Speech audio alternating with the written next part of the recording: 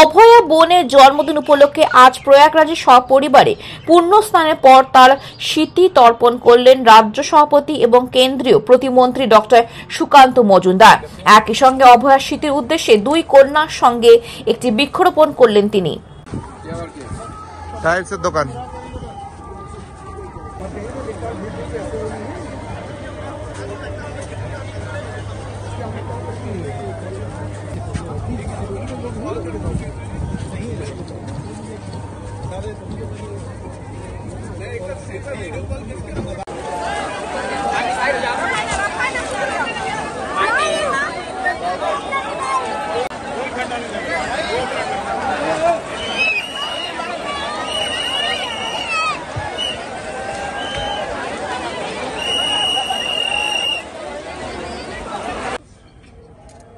छूटबी ना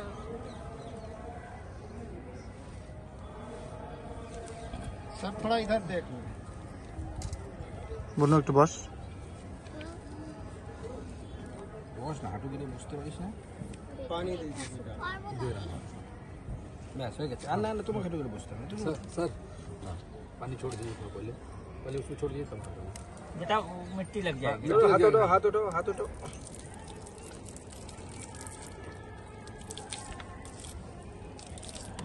हाथ धुला दे आप बेसिन में हाथ धो दो यहाँ पे ज़्यादा तुमरा দিয়ে দাও অল্প করে জল দাও হাত ধুলো জল দাও হাত ধোবে না জল দাও হাত ধোয়া তুমি বেশি না आप धुलेंगे बेटा বাবু জল দাও না না পচে যাবে গাছ হয়ে গেছে